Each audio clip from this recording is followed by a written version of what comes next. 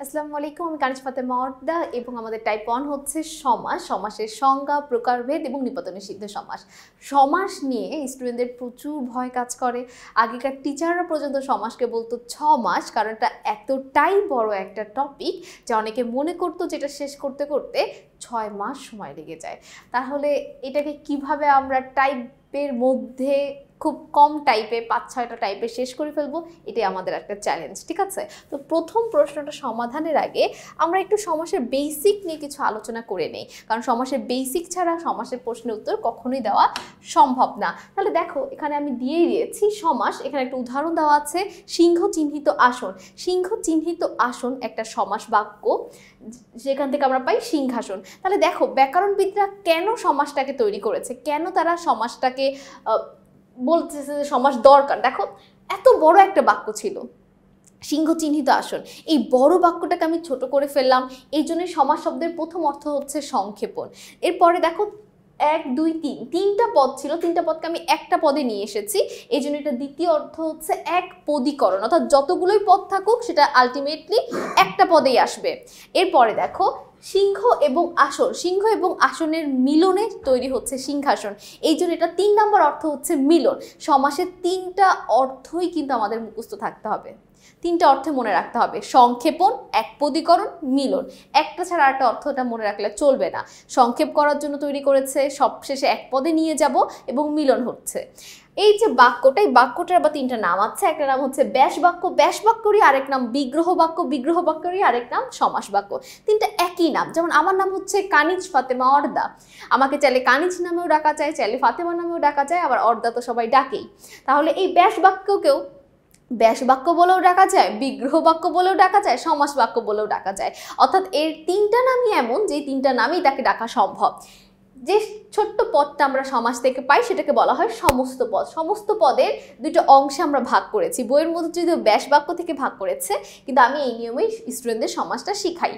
প্রথম যে অংশটা আছে সেটার নাম হচ্ছে পূর্বপদ। সামনে আছে পূর্বে আছে পূর্বপদ, পরে আছে পরপদ এবং পরপদের আরেক নাম হচ্ছে উত্তরপদ। এছাড়া আমাদের সমাসের প্রকারভেদও আছে। আমাদের সমাস মূলত 4 প্রকার, কিন্তু আগের সকল বইগুলোতে বা তোমরা যখন আগের বোর্ড প্রশ্নগুলো দেখবে এখানে 6 প্রকার দেওয়া আছে, কারণ আগে এটা ছিল 6 প্রকার। দ্বন্দ্ব, দ্বিঘু, তৎপুরুষ, কর্মধারায়, বহুব্রীহি, অব্যয়ীভাব।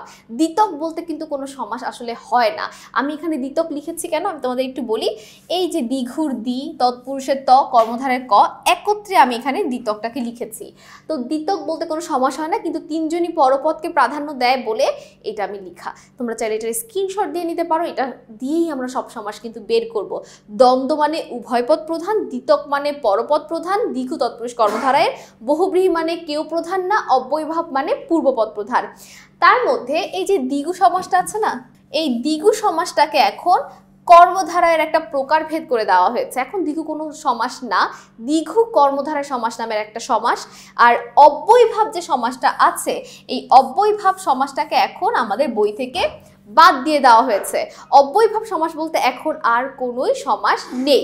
যেহেতু অব্যয়ীভাব সমাসকে বাদ দিয়ে দেওয়া হয়েছে আর দ্বিঘু সমাসকে এখন কর্মধারায় প্রকারভেদ করে দেওয়া হয়েছে, এই জন্য এখন সমাস মূলত 4 প্রকার। একটা হচ্ছে দ্বন্দ্ব সমাস, একটা হচ্ছে তৎপুরুষ, একটা হচ্ছে কর্মধারা, একটা হচ্ছে বহুব্রীহি। এই 4টা প্রকার এখন অবশিষ্ট আছে। অব্যয়ীভাব বাদ এবং দ্বিগুকে কর্মধারায় প্রকারভেদ করে দিয়েছে।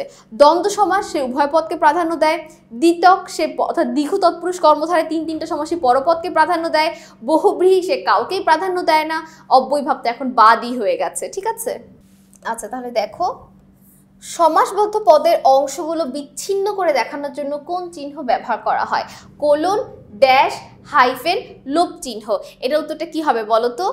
সমাসবদ্ধ পদের অংশগুলোকে বিচ্ছিন্ন করে দেখানোর জন্য কোন চিহ্ন ব্যবহার করা হয় আলাদা আলাদা করে দেখানোর জন্য? আমাদের উত্তরটা হবে হচ্ছে হাইফেন। ঠিক আছে, হাইফেন। আচ্ছা, এর পরের প্রশ্নটা হচ্ছে সমাস কত প্রকার?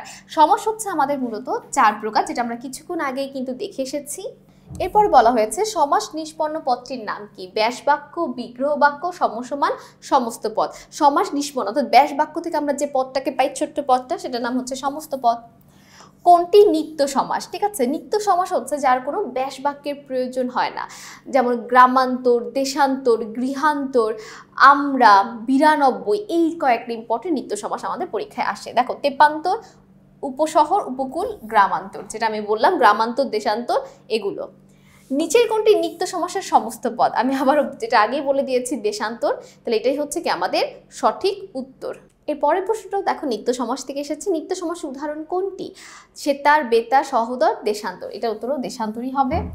অর্থের প্রাধান্যর ভিত্তিতে বাংলা সমাস কত প্রকার? এটার উত্তরটা হচ্ছে 4 প্রকার। সমাস শব্দের অর্থ কি? বিশ্লেষণ, সংক্ষেপণ, সংযোজন, সংশ্লেষণ। মাত্র আমি তোমাদের শিখিয়ে এসেছি সমাস শব্দের 3টা অর্থ, সংক্ষেপণ, একপদীকরণ এবং মিলন। এরপর দেখো, সমাস নিষ্পন্ন পদটির নাম কি? সমস্ত পদ, সমস্যমান পদ, পূর্বপদ, পরপদ, সমস্ত পদ। আমরা মাত্র সব বেসিক, আমি একদম তোমাদের বেসিক নিয়ে যে আলোচনাটা একটু আগে করেছি সেখান থেকে দেখো সবগুলো বোর্ড প্রশ্ন এসেছে। তো সকলকে অসংখ্য ধন্যবাদ। পরবর্তী সমাসগুলো যেগুলো আরও বেশি গুরুত্বপূর্ণ সেগুলো দেখার আমন্ত্রণ রইল। আসসালামু আলাইকুম, আল্লাহ হাফেজ।